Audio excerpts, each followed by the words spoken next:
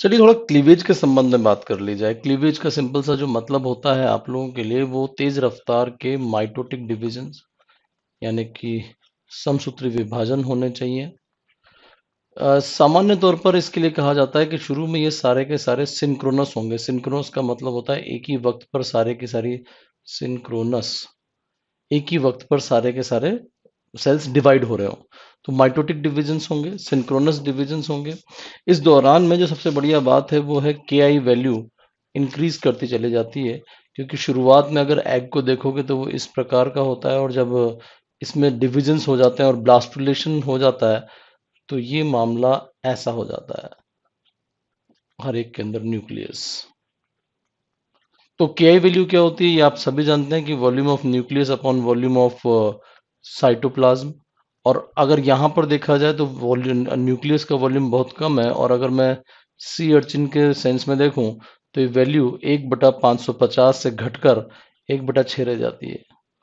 Nucleus और cytoplasm का ratio सोच के देखो ऐसा क्यों हो रहा है। तो आपको जानकर आश्चर्य होगा कि सेल का साइज अगर सक्सेसिवली देखा जाए क्लीवेज के दौरान तो ये कम होता चला जाता है और सेल्स के नंबर्स वो बढ़ते जाते हैं। ओवरऑल एक अजीबोगरीब बात, ओवरऑल स्ट्रक्चर का साइज आप ध्यान से देखिए कि ओवरऑल एम्ब्रियोनिक स्ट्रक्चर की जो साइज है, एम्ब्रियोनिक स्ट्रक्चर की साइज नहीं बदलती।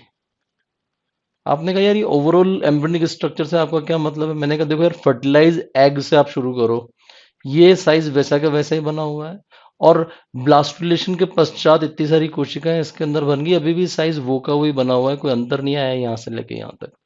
तो जो इंडिविजुअल सेल यानी कि अकेली अकेली कोशिकाओं के साइज को देखोगे तो वो साइज कम होता जा रहा है, कोशिकाओं के नंबर बढ़ते जा रहे हैं, लेकिन ओवरऑल एम्ब्रियोनिक स्ट्रक्चर का साइज नहीं बदलता।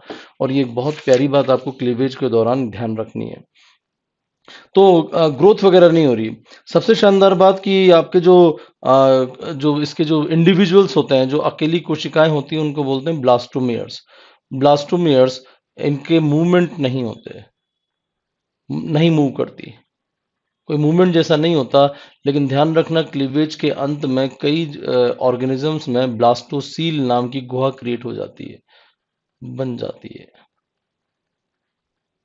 ये एक छोटी सी बात आपको ध्यान रखनी है, ठीक है। अ, कुछ जो डिविजन्स के सेंस में हमें बात करनी। अच्छा, एक और अच्छी सी बात कि क्लीव आपने जायगोट लिया, कई केसेस में बीच में मोरूला के सेंस में बात करते हैं कि बीच में मोरूला बनेगी, जो कि आपकी एक सॉलिड बॉल यानी कि ठोस बॉल के सेंस में बात की जाती है।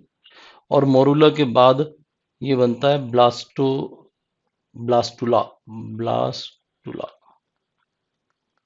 ये स्टेप चलते हैं। कई केसेस में ऐसा देखा जाता है कि सीधे की सीधे ये भी बन जाता है, बीच में मोरूला जैसी स्टेज की कोई जरूरत नहीं होती। यहाँ पर और यहाँ पर जो बेसिक डिफरेंस है कि ब्लास्टुला में आप ब्लास्टोसील के संबंध में बात करोगे, बट चूंकि मोरूला बहुत कम समय के लिए होती है तो कई बार इसको सीधे भी बात की जाती है। ये कुछ एक पॉइंट्स जो आपको ध्यान रखना है। तो जाइगोट से लेके ब्लास्टुला तक के बीच की जो स्टेज है वो है मोरूला। इसको वैसे मलबेरी भी बोलते हैं, मलबेरी, ठोस गेंद जैसा।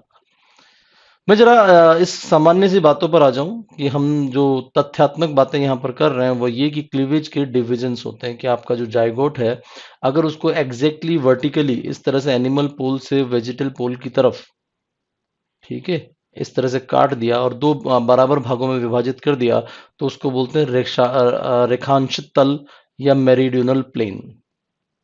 अगर आपने एग्जैक्ट हॉरिजॉन्टली बीच में से काट दिया तो इसको बोला आपने विश्ववतीय, विश्वत रेखीय, जैसे पृथ्वी के अंदर होता है ना विश्वत रेखा, या इक्वेटोरियल। इसी प्रकार से इस मेरिडियोनल के आजू बाजू में कोई सा भी आप एक्सिस उठा लो, अगर आपने उसको क्लीव किया तो इसको बोलेंगे वर्टिकल प्लेन, और इसके आजू बाजू कोई सा भी उठा लो इसको बोलेंगे ट्रांसवर्स प्लेन। वर्टिकल प्लेन या ट्रांसवर्स प्लेन। जो ट्रांसवर्स प्लेन है उसका दूसरा नाम जरूर याद रखना, लैटिट्यूडनल, अक्षांशीय, लैटिट्यूडिनल। तो इसी का दूसरा नाम है अक्षांशीय। चारों नामों में आप कोई कंफ्यूजन नहीं रखोगे। ये मेरिडियोनल, ये इक्वेटोरियल, ये लैटिट्यूडिनल और ये वर्टिकल, ठीक है। नाउ जब कभी भी आप क्लीवेज करते हो तो कुछ बेसिक से कंसेप्ट्स होते हैं, चार बेसिक पैटर्न्स होंगे क्लीवेज के जिनको आपको ध्यान रखना है। पहला तरह का क्लीवेज होता है रेडियल क्लीवेज। रेडियल क्लीवेज का सिंबल आप लगाना ऐसा ऐसा ऐसा ऐसा ऐसा ऐसा।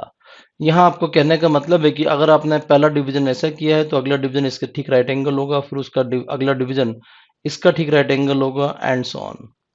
लगातार एक दूसरे के राइट एंगल ये डिविजन्स होते चले जाते हैं। इसको दोबारा बना दूं मैं, कुछ ऐसा, फिर वापस ऐसा, फिर वापस ऐसा, फिर वापस ऐसा।